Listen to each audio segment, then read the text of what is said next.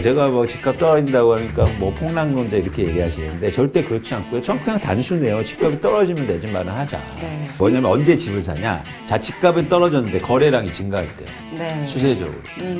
많은 분들이 또 가격을 보고 있어요. 다단시장에서 새로운 얘기를 할 필요가 없어요. 왜요? 변한 게 없는데. 네. 그러니까 새로운 거를 경계해야 돼요. 여러분 꼭. 여러분. 저희가 수요 얘기를 아까도 좀 했는데 비혼 인구가 증가하고 있고 결혼율이 떨어지고 출생률도 지속적으로 감소하고 있으니까 말씀하신 유효 수요는 앞으로 계속 떨어질 수밖에 사실은 없는 거잖아요. 안타깝지만 그렇게 따지면 이 수요 공급 측면에서 볼 때 집값이 그럼 계속 떨어지는 건가요? 똑같은 조건이에요. 자, 수요가 줄지만 뭐도 줍니까? 공급도 공급도 줄잖아요. 그러니까 이 수요만 준다고 해서 집값이 뭐 폭락할 거다 이런 얘기하면 안 되고 또 하나 제가 말씀드렸듯이 한국의 부동산 시장 전 세계도 마찬가지지만 투자화돼 있기 때문에 실제로 사는 사람들은 줄어들어도 투자하는 사람들이 많다면 네. 그러면 가격은 오를 수 있다는 거예요.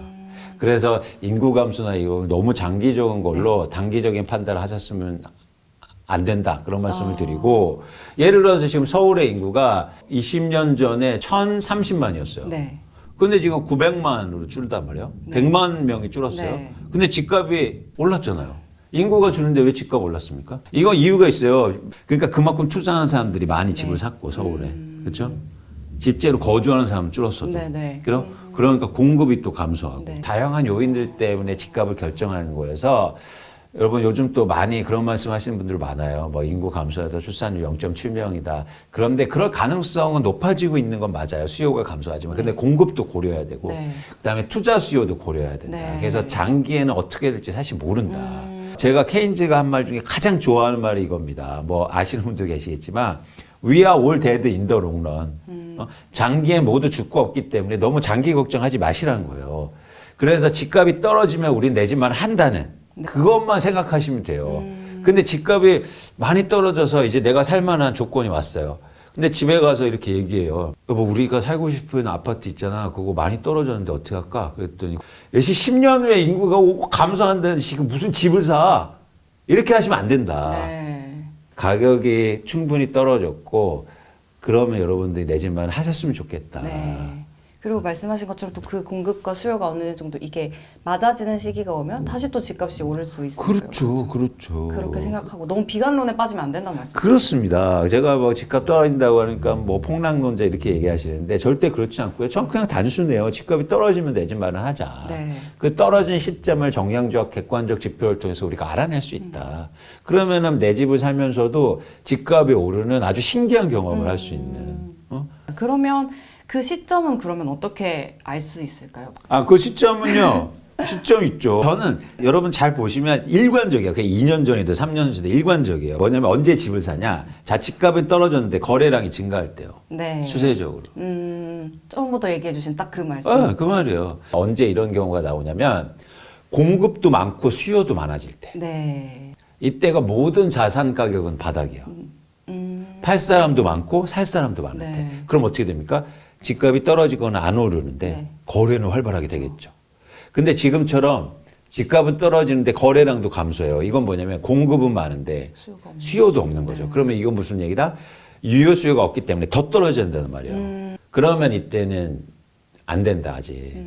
그래서 이게 일시적인 거다라고 얘기하는 거예요. 집값이 올라도. 네. 반대로 집은 그럼 언제 팔아야 되느냐. 만약 파신다면 집값은 오르는데 거래량이 줄어들 때 이건 어때요? 왜 오르냐면 안 파니까 네. 공급이 줄어드니까 네네. 그죠? 그러면 집값이 올라요. 네. 공급 감소로. 근데 거래량은 왜 줄어들어요?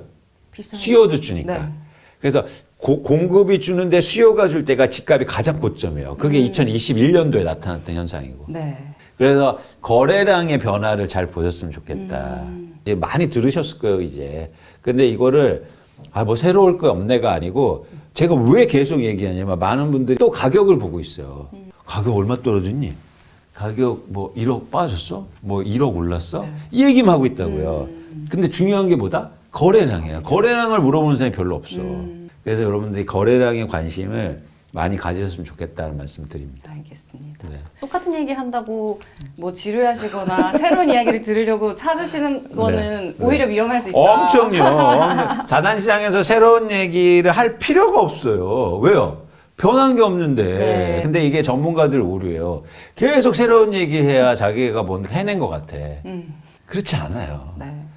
새로운 거는 과학에서나 필요한 얘기예요. 자산시장에서는 그래서 현재와 과거가 훨씬 더 중요합니다. 네. 자꾸 새로운 것을 발명하려고 그래. 그러면 사기당하는 거예요. 검증하고 보수적으로 접근하려면 현재와 과거가 되게 중요해요. 네. 지금까지 왜 없었을까 이렇게 생각해야죠. 그렇죠. 그 질문 좋아요. 예를 들어서 저한테 막, 야, 그거 좋은 주식이야, 그거 좋은 땅이야. 그럼 왜 사람들은 그거 몰랐을까? 그러니까요. 고급 정보라서가 아니라 그러니까 새로운 거를 경계해야 돼요. 여러분. 꼭. 여러분. 그렇게 기억하시고요. 네. 저희 이번에 전세 얘기도 살짝 해볼게요. 이 매매 가격이랑 다르게 이제 전세 가격이 좀 상승을 했었는데 최근에 다시 보합세로 들어섰거든요. 이 전세값 상승이 멈춘 이유는 뭘까요? 똑같아요. 그 주택시장과 유효 수요가 줄고 있어요. 높은 전세 가격을 감당해내지 못해요. 이제는 전세도 비싸다. 그런데 전세는 실수요와 실공급만 있잖아요. 네, 그렇죠. 그렇기 때문에 예를 들어서 입주 물량이 줄거나 이러면 전세 가격이 오를 수 있어요. 네. 근데 이걸 감당해내지 못하니까 어떻게 됩니까? 다른 방식의 증가가 일어나고 있어요. 뭐냐면 대표적으로 전전세요. 아, 네네.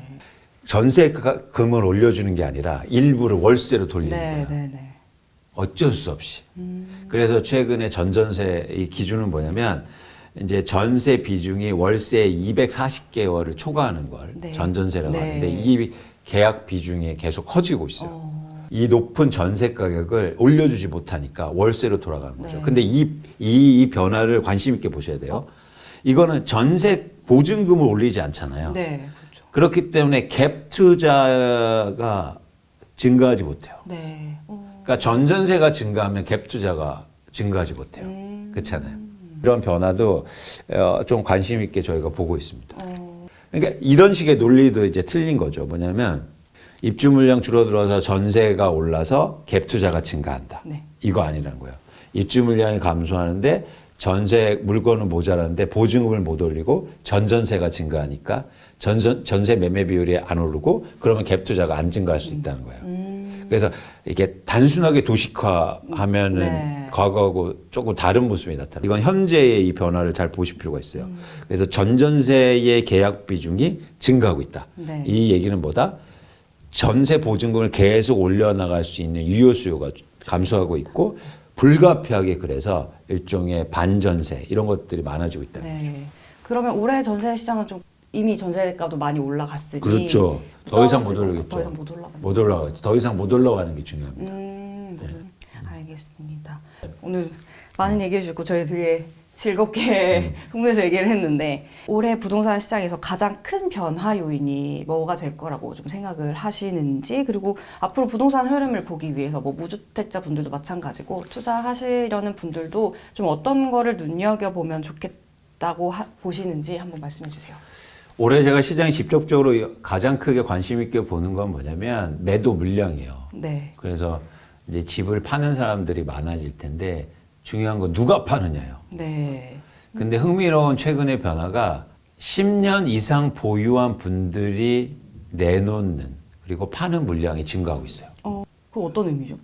오래 사신 분들이 그렇죠. 오래 사신 분들이 이제 집을 투자로 갖고 있었는데 네. 10년 이상 가졌으면 집값은 2배 올랐어요. 많은 데는 3배. 네. 근데 집을 갖고 있는다고 수익이 납니까? 팔아야죠. 네. 이제 수익을 현실화하기 시작하는 실현하시는 거예요. 거구나. 그러면 이 매도 물량이요 추세적일 가능성이 있어요. 예. 추세적이라는 말씀이 계속 증가할 수 있다. 그리고 10년 이상 되면 보유에 대한 일종의 절세 효과가 가장 극대화되는 구간이거든요. 그런가요? 네, 그렇죠. 그러면 그 보유 기간에 따라서 네. 이 양도 차익을 감면해 주잖아요. 네네. 그게 10년 이상, 10년과 네. 15년하고 똑같아요.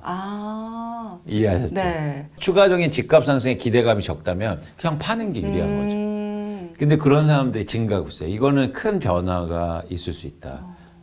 이례적인 변화고 그래서 저는 올해뿐만 아니라 조금 한 2, 3년 동안 어떤 흐름을 주목해서 보고 있냐면 그동안 한국의 집값을 오른 가장 강력한 동인 중에 뭐가 있었냐면 갈아타기 수요가 많았어요. 네.